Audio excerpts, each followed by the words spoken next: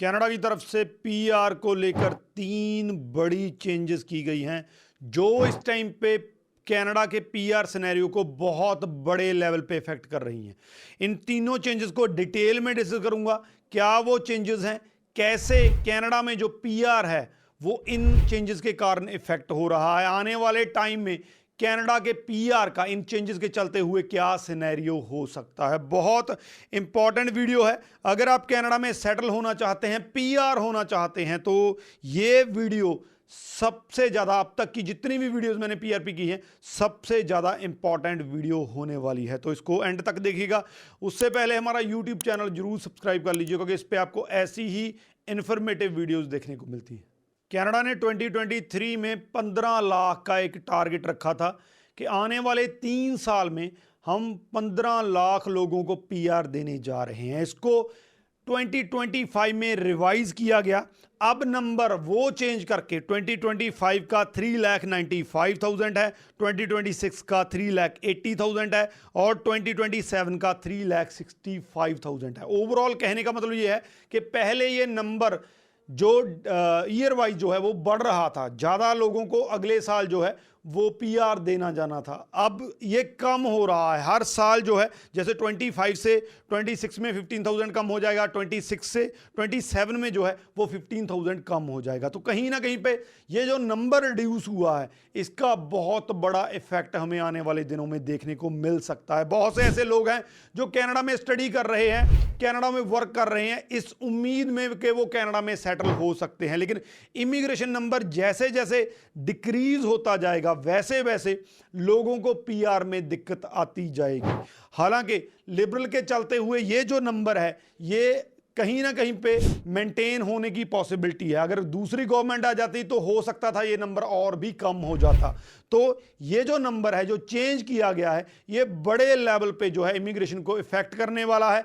बड़े लेवल पे खास करके उन लोगों को इफेक्ट करने वाला है जिनका सीआरएस स्कोर कम है, जो किसी ऐसी कैटेगरी से बिलोंग नहीं करते हैं जो कनाडा में इन डिमांड है, तो उन लोगों को पीआर में दिक्कत आ सकती है। तो बहुत बड़ी ये एक जो चेंज थी जिसने बहुत बड़े लेवल पे इफेक्ट किया है। दूसरा जो है कनाडा ने एक पॉजिटिव इसमें चेंज भी की है। पॉजिटिव ये है कि अब कैनेडियन एक्सपीरियंस क्लास को जो है वो प्रायोरिटाइज किया जाएगा। इसका मोटा मोटा मतलब ये है कि जो विद इन कनाडा इस टाइम पे जिनके पास कनाडा की एजुकेशन है, कनाडा का एक्सपीरियंस है, उन लोगों के पीआर होने के चांसेस ज़्यादा हैं एज कंपेयर टू जो लोग कनाडा के बाहर से एजुकेशन एक्सपीरियंस लेके अप्लाई करते हैं। पहले जो फॉरेन स्किल्ड वर्कर थे उनकी बहुत ज़्यादा डिमांड थी कनाडा में।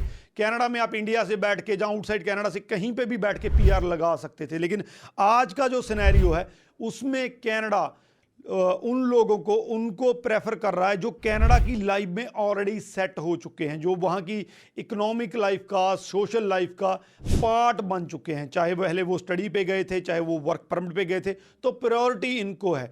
अगर वो अपना सीआरएस स्कोर अगर वो पूरा कर लेते हैं, रिक्वायरमेंट्स पूरी कर लेते हैं, तो उनके चांसेस बहुत ज़्यादा हैं। तो अगर आपके पास कैनेडियन एक्सपीरियंस क्लास में आप आते हैं, कनाडा का एक्सपीरियंस है, प्रॉपर एक्सपीरियंस है, तो आपके बहुत हाई चांसेस हैं कि आप कनाडा का पीआर ले सकते हैं। लेकिन इसमें भी आपको ये देखना पड़ेगा कि कौन सा पाथवे, कौन सा वो प्रोग्राम है जिसके अंडर अप्लाई करके आप पीआर हासिल कर सकते हैं, क्योंकि कनाडा में मोटे मोटे 64 प्रोग्राम चलते हैं।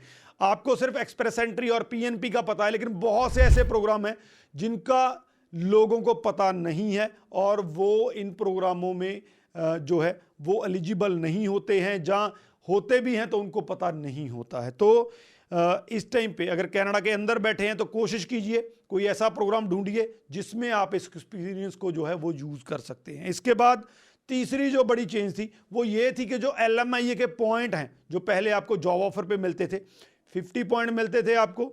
अगर आपकी जो जॉब है वो बहुत ही हाई स्किल की थी तो आपको 200 पॉइंट तक मिल जाता था, लेकिन अब उसको जो है वो बंद कर दिया गया है। तो अब आपको एलएमआईए के किसी भी जॉब ऑफर के पॉइंट नहीं मिलने हैं। तो आपका सीआरएस स्कोर अगर उस बेसिस पे काफ़ी ज़्यादा था, अब उसको रिड्यूस करके आपको पीआर में दिक्कत आ सकती है। तो इसका मोटा मोटा नुकसान उन लोगों को हुआ है जिनका प्रोफाइल जहां सीआरएस स्कोर इस चीज पे खड़ा था कि उनके पास एक जॉब ऑफर था, एलएमआईए बेस्ड जॉब ऑफर था, जिसमें उनके 50 पॉइंट जुड़ रहे थे और उनका सीआरएस स्कोर जो है वो बढ़िया बन रहा था। अब उसको कट करके उन लोगों का स्कोर काफ़ी नीचे आ जाएगा जहां आ चुका है। तो इस चीज़ का बहुत बड़ा एक इफेक्ट होने वाला। दूसरा इफेक्ट इस चीज़ का ये होने वाला है कि जो लोग इस ऑफर को नहीं ले पा रहे थे, जिनका एजुकेशन बढ़िया था, जिनके पास एक्सपीरियंस बढ़िया था, दूसरे फैक्टर जो है उनके फेवर में काम करते थे, तो ये जो चेंज है उनके फेवर में काम करेगी। तो ये मोटी मोटी मैं